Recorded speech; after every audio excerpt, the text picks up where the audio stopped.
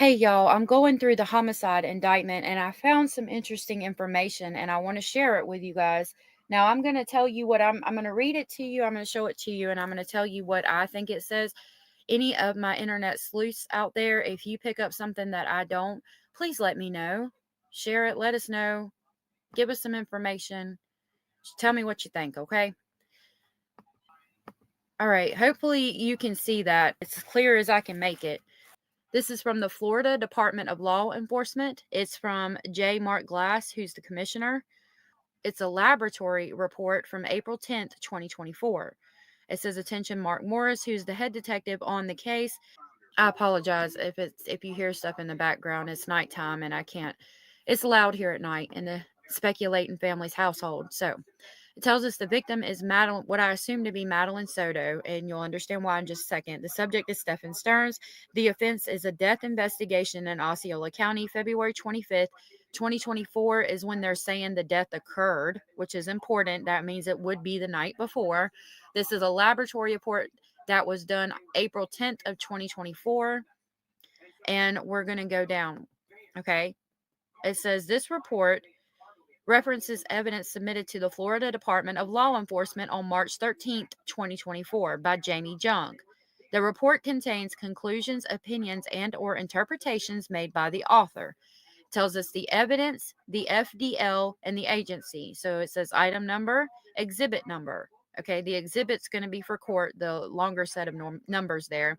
And then what we need to pay attention to is like item 3, 4, 5, 6, 7, 8.1, 8.29. Okay. So the description for item number 3 is buccal swabs represented as being from Stephen Stearns. 4 is a member swab represented as being from Stephen Stearns. 5 is a DNA card represented as being from Maddie. 6 is left fingernail clippings represented as being from Maddie. 7 is right fingernail clippings represented as being from Maddie. 8 is neck swabs represented as being from Maddie. 8.1 left neck swabs. 8.2 right neck swabs. 9 is a right hand swab represented as being from Maddie. 10 is a left hand swab represented as being from Maddie. 11 is the backdoor hole swab represented as being from Maddie. The number 12 is the front door swab represented as being from Maddie. 12.1 is hair. 13 is chest, or I'll say boob swabs represented as being from Maddie. 14 is oral swabs represented as being from Maddie. Okay, this is page 104. Now we're going to scroll down. It tells us the file number of the submission. It says item number 3, buccal swabs represented as being from Stephen Stearns. Item number 5, DNA card represented as being from Maddie. Complete DNA profiles were obtained from item 3 and 4. 3 and 5, excuse me. So that means they got DNA profile of Stephen from his buccal swabs, and they got a DNA profile of Maddie from her DNA card represented as being from her. Item number 4 is a member swab represented as being from Stephen Stearns. They say Stephen Stearns, item number 3, is expected to be a donor to item number 4. No DNA results foreign to Stephen Stearns were obtained from item number 4. So they're saying item number 3, which was the buccal swab, is expected to be a donor of the DNA that they got from the member swabs. And that from those 2 swabs, they didn't get any DNA that was foreign to Stephen, which they wouldn't. They're his buccal swabs and his member swab, okay? Item number 6 is left fingernail clippings represented as being from Madeline. They said using a color change test, item 6 failed to give chemical indications for the presence of blood. So that means under Maddie's left fingernail, the clippings that they got from them, there was no blood. Okay. This is marked out. I don't know what it is. And it says item number 5. What I would assume Maddie, but I'm not sure. It says item number 5 is expected to be a donor to item number 6. No DNA results from Maddie were obtained from item number 6. So they're saying Maddie's DNA card is expected to be a donor to the DNA of her left fingernail clippings, and no DNA that was foreign from Maddie was found in those 2 places. Item number 7 is right fingernail clippings represented as being from Maddie. Using a color change test, item number 7 gave chemical indications for the presence of blood. That means there was blood under her right fingernail clippings. Is blacked out. Item number 5 is expected to be a donor to item number 7. No DNA results foreign to Maddie were obtained from item number 7. Okay, so item number 5 was the DNA card represented as being from Maddie, and they're saying that no DNA results foreign from Maddie were obtained from item number 7, so we're going to assume it was her blood. Item 8.1 is a left neck swab as represented as being from Maddie, and item 8.2 is a right neck swab represented as being from Maddie. Using a color change test, item 8.1 and 8.2 gave chemical indications for the presence of blood. That means there was blood around her neck. It's blacked out. Item number 5 is expected to be a donor to item 8.1 and 8.2. No DNA results foreign to Maddie were obtained from item 8.1 and 8.2. So item number 5 again is the DNA card represented as being from Maddie. It says that that's expected to be a donor to item 8.1 and 8.2. I don't know if they mean like her neck, like obviously it's her neck, right? When they go back saying it's a donor to item number 7, like it's her fingernail clippings, not necessarily what was under them came from her. I'm not sure how to read that. You guys can let me know. But anyway, going back to that, it said it gave the chemical indications for the presence of blood. And then it says no DNA results foreign to Maddie were obtained from items 8.1 and 8.2, which would be, I assume, her neck. So maybe it was her blood on her neck. Item number 9, right hand swabs represented as being from Maddie. Using a color change test, item number 9 gave chemical indications for the presence of blood. It's blacked out. Item number 5 is expected to be a donor to item number 9. DNA results foreign to Maddie were obtained from item number 9. Due to the limited nature of these results, the data is not interpretable.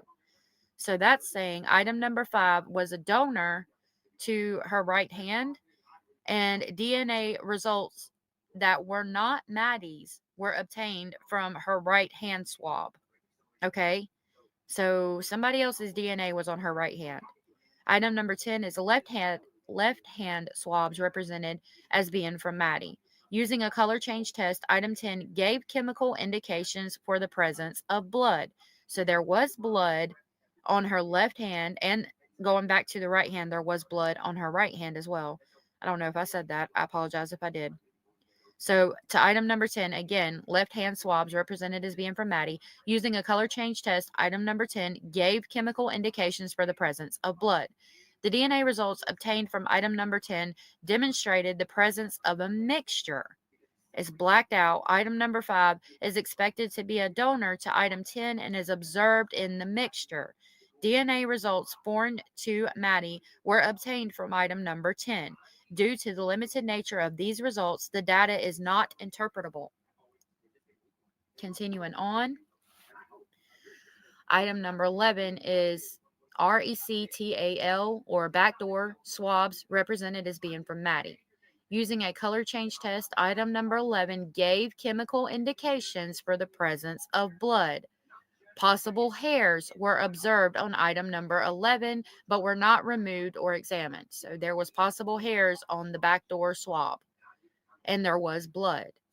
It's blacked out. Item number 5 is expected to be a donor to item number 11. That means that there was DNA. I'm assuming it's Maddie's DNA or Maddie's rectal swab, I would guess. No DNA results foreign to Maddie were obtained from item number 11. Item number 12 is front door or vaginal swabs represented as being from Maddie. Using a color change test, item 12 gave chemical indications for the presence of blood. It's blacked out. Item number 5 is expected to be a donor to item number 12. No DNA results foreign to Maddie were obtained from item number 12. So that means there was blood, but it was hers. And again, on the back door, there was blood, but it was hers. Item number 12.1 is a hair collected from the vaginal swabs or the front door swabs. A possible hair observed on item number 12 was examined using microscopy. However, this hair was not suitable for STR DNA analysis and was returned to the original package. Another possible hair was observed on item number 12, but was not removed or examined. Item number 13 is chest or BREAST, boob swabs represented as being from Maddie. Using a color change test, item 13 failed to give chemical indications for the presence of blood. There was no blood on her chest. The DNA results obtained from item number 13 demonstrate the presence of a mixture. So there's a mixture of DNA on her chest. It's blacked out. Item number 5 is expected to be a donor to item number 13 and is observed in the mixture. So her DNA is in part of the mixture. The DNA results foreign to Madeline were obtained from item number 13. Due to the limited nature of these results, this data is not interpretable. Item number 14, oral swabs represented as being from Maddie. Using a color change test, item 14 gave chemical indications for the presence of blood. There was blood in her mouth. It's blacked out. Item number 5 is expected to be a donor to item number 14. No DNA results foreign to Maddie were obtained in item number 14. So that means it was her DNA or in her blood. It was basically her blood. The DNA profiles obtained from item number 3 and 5 have been entered into CODIS. PCR-based STR DNA analysis was performed on samples from items number 3, 4, 5, 6, 7, 8.1, 8.2, 9, 10, 11, 12, 13, and 14, utilizing the Global Fiber PCR amplification kit.